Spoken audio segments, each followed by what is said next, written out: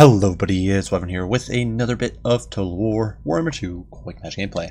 This time around we are an MP here at Ridge, playing as the forces of the Beastmen against the forces of the High Elves. And for this matchup I've gone with a strat that, to be fair, I don't play very often, and I'm not a huge fan of, but I wanted to try it out, and that is of course the Cygor spam strat.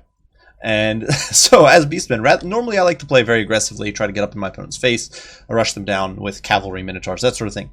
But this time around, we're going to be standing back and taking advantage of the Cygor's whopping 400 meter range to be taking some pot shots at those pointy-eared gits from halfway across the map. So, centerpieces here, the Cygor, of course, as well as the Eye of Morsleep. Eye of Morsleep does have better accuracy, being a veteran C9, has better leadership. Most importantly, does have the Warp Gaze ability, which allows you to snare an opponent for 12 seconds. Good counter to cavalry, and kind of important in a build that doesn't really have much to counter cavalry, really. And of course, you do get magic damage, which is nice against a lot of high elf stuff since it tends to have physical resist. Besides that, for my lord, I do have Morgur, safety pick. As all usual, he is hidden here in the trees. He's got his two Chaos Spawn summon. He's got Call to Violence as well as Foe Seeker. So we're not going for any summons here with more Cygors. But we will be having Morgur sitting back here and providing some defensive summons. Besides that, two casters, one Lord of Death coming in with a simple Spirit Leech, as well as good old Life Leeching for the passive to get more Winds of Magic, and a Jagged Dagger for more Winds of Magic. Then Brave Shaman of Shadows, who's got Melkoth's Miasma for the snare and damage over time on cavalry, and Enfeebling Foe to help us in key fights, and Jagged Dagger, once again, for more Winds of Magic. And both of these guys are in chariots, so if a high elf player here decides to bring a lot of infantry, or even some cavalry, these guys can put some staying power in. Combined with the Cygors, we got a lot of infantry squishing power, as well as some cavalry staying power. Besides that, for the front line, we do have a bunch of Gore Hordes with shields, including the Regiment of Renown, Blackhorns Ravagers. Two Ungor Raiders are going to be providing a little bit of point defense if my opponent had gone for a Leader in Reavers. These guys are a good choice. They don't have the range to match a Leader in Reavers, but they can sort of stalk up on them and get some pot shots there. Besides that, some Ungor Spears on the flanks, as well as the Korok's Man Rippers providing a stable anchor with their AP and anti-large. These guys are quite the beastly foe, and I really do enjoy using these guys when I go for more static or more infantry-centric builds. For my opponent, he has gone with a very wide Elfwa, and as we can see here, he is rocking Imric, who is atop a horse, so not coming in atop his Star Dragon. I was a little worried that we'd be seeing Techless or something, so that's kind of why I was hiding Morgur in the trees. Didn't want to get early, sort of beat lined for and sniped. But Imric here coming in with Starlance, which is kind of terrifying for poor Morgur, who of course is already vulnerable to fire thanks to his regen. He's also got the Dragonhorn, of course, for that map-wide Elfwa, and Lord of the Dragons, single target debuff, which is rather potent, but honestly with my build, I don't have any key melee units, besides maybe the Korok's Man Rippers to debuff. Everything else here is kind of meh, so I don't think this is that good of a ability here, actually. Besides that, front line is composed of Rangers, obviously great for clearing out the squishy front line of Beastmen troops. Single bolt thrower here, probably to counteract the Cygor, but as it turns out, this poor Eelclaw is going to start taking some fire from the Eye of Morsleep, some spears to stiffen things up in the back, Fireborn all the way back here, as well as two Silver Helms providing a solid cavalry contingent. A Lore of Life caster for the heals. She's got Regrowth and Earthblood, great for supporting mid-tier troops, as well as supporting the elites like Imric and the Fireborn. And finally, two units of archers, just to provide a little bit of range staying power. Though as you can see there, Eye of Morsleep chipping away rather quickly at the Eagleclaw Bolt Thrower, and the normal Cygor going to be taking pot shots at the Alliance of Krays here, who are the anchor or sort of core unit here for the Beastmen line. And I figured these guys are going to be a key target to try to eradicate. Unfortunately, we're not able to decrew the Eagleclaw, so that's a bit of a problem. I probably should have had the Eye of Morsleep shooting at these guys, because honestly, that Bolt Thrower isn't doing enough damage to matter. I could have easily been killing some of these guys in the meantime, but, you know, I was hoping to decrew the Bolt Thrower with the splash, and it just isn't happening. As you can see here, with no cavalry in sight, we are going to sally out with the Baconators, and the Baconator chariots are quite the threat. Imric, in the meantime, charging in the background, and we are going to see some poor elves get sent flying here as the Razor Gores will pile through. The two shamans screaming their curses and running through these fine elven warriors, and they're really just not having good timing. Flying there by the Razor Gores as the shamans sort of swing at them, and the elves just straight up not having a good time, neck and neck. And we are able to just plow through these rangers, and you know, we take away about a fifth of their HP, so that's actually quite a decent run. And we also shaved off a couple models. You can see they went down from 90 to 73, so showing the power of those Brave Shamans. Now rocks are going to start being flung at the spearmen there, or sorry, at the archers there. Unfortunately, the Eye of Morsleep continuing to fire here at the bolt throwers. I really should have shifted fire at this point to the Silver Helms, but you know, not the price move I've ever made. In the meantime, Morgar over here is engaging alongside the Gore Herd, trying to fight off Imrik and the Rangers. The problem is Gore Herd probably would lose to the Rangers to begin with, and with the Silverhelms charging in under the effects from Imrik, this is going to be an absolute walloping. And I don't pop my buff in time here. I don't pop the Call to Violence from Morgar, so these guys are going to rout very quickly. Over in the meantime, Silverhelms and Rangers piling into the poor Ungor Spears as the bolt throwers do fire in on the Ungor Raiders, trying to break them apart, even as they do fire into the Rangers, because I realize that's kind of a good target for these guys. I don't have anything else to really shoot at. Over here in the meantime, the Fireborn do decide to reveal themselves, while the flanks Rangers fight running battles with the Ungor Spears, and having softened up these Rangers, the Gors will now have a decent chance. In the meantime, the Eye of Morsley here taking a bit of a beating. It only has 23 melee defense, so it's pretty susceptible in sustained combat. Even kind of mediocre cav like Silverhelms will do a number on him, but we are able to smack him around a bit. The bolt thrower fire there, doing quite a bit of friendly fire. And Morgar here, getting his Chaos Spawn summon, bogging down these Rangers and bogging down Imrik, buying himself time, as well as the rest of the Beastmen army some time. While we do win in the front line, you can see that beautiful boulder there, chipping away about half the HP on the poor Spearmen. They're just straight up not having a good time. Ungor Spears here being pulled from this blob as the Shamans help break apart these troops. And you can see 66, 68 now, 32 kills, just racking up the damage.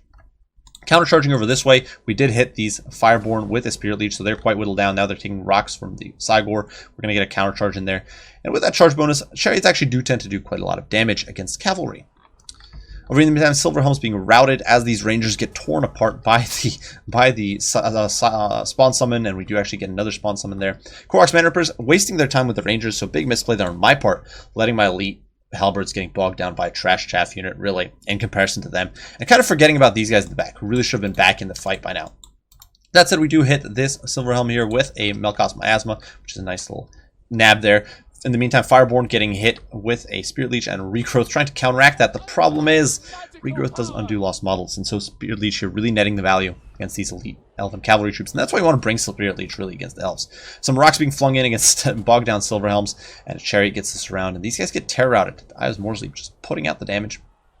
Emmerich here trying to fight it, swinging at its heels with that Dragon Lance of his, but with Enfeebling Foe on him, he's down to 48 melee defense. Not that impressive stuff. Regrowth has just gone down in the Fireborn, so there's no heals really. The Earthblood perhaps, but there's no heals, major heals for Imrik.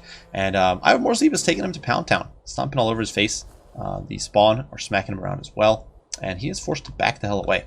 Well, in the meantime, the momentum for the High Elves is really draining. Another Spirit Leech going down the Fireborn. I had a lot of Winds of Magic because I hadn't really used it on anything this game until the Fireborn showed up. So Spirit Leech going down on these poor guys.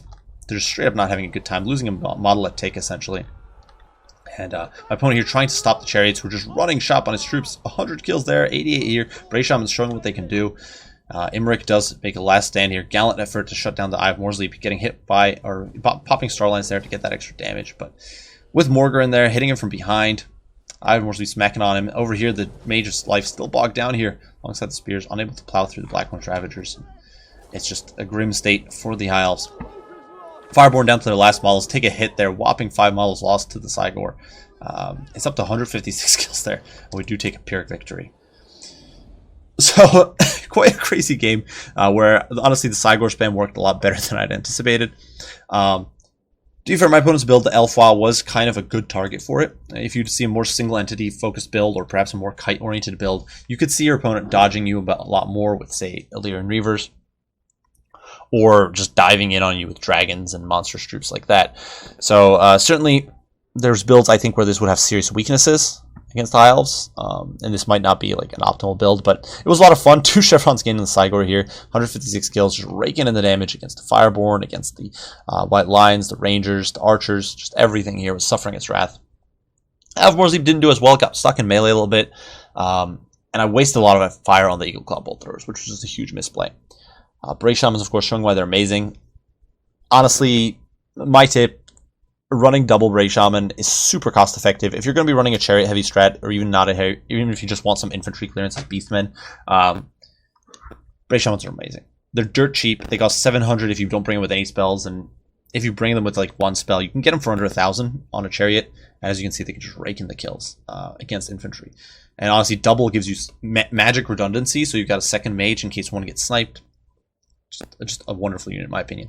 But definitely there were some misplays. Korvax Manrippers getting bogged down by Rangers, huge mistake. That's essentially those Rangers getting double value. They're bogging down a unit twice as expensive, so huge misplay there.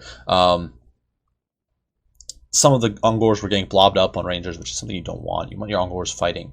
You want each unit sort of bogging down in a specific enemy unit. Because I blobbed like that, some of the Silver Helms got into the back line, racked up 94 kills, just slaughtered the poor Raiders. Straight up didn't have a good time. For my opponent, I do think the Rangers actually did a pretty good job. They kind of cleaved their way through most of my chaff once they got into the engagement. Silver Helms engaged rather well. Crushed the Gores, buckled a hole into my line, and started swarming through. But unfortunately, the Fireborn, I think, really failed. 40 kills, most of that against cheap trash. Actually, might have all have been against cheap trash, which is not great. And they just got Spirit Leech into Oblivion.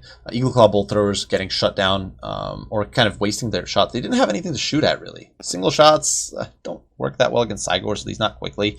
And you're not going to... There's nothing here. I guess you could shoot at the Koroks Man Rippers, but there's not much to shoot at. Imrik, unfortunately, kind of getting blobbed up or bogged down as well by Morgur and Spawn and Trash Infantry, and just not able to perform. I think if you were doing a rush against Beastmen, you might be better off bringing Imrik on a Dragon, to be honest, just to get that terror. You could probably cut the Eagle Claw Bolt Throwers here. I'm not sure how... I forget how expensive the Star Dragon is relative to Imrik's base cost, but you could probably cut like a Spear and a Bolt Thrower here and get Imrik on a Dragon, and you'd be in a much stronger position, in my opinion. Because getting that terror could have been huge, I think, in a few of those situations. Could have routed off a lot of the supporting elements and isolated things for the cavalry and the infantry to clean up. But that's just my 2 cents. We'll play to black here. Hopefully you guys did enjoy this video. Hopefully you had some fun watching Cygors curse splat some elves. If you have your thoughts, opinions, comments, critiques, requests, don't hesitate to post them down below. I'll do my best to respond as soon as I can. I do thank you all for watching, and we'll see you all in the next one. Bye for now.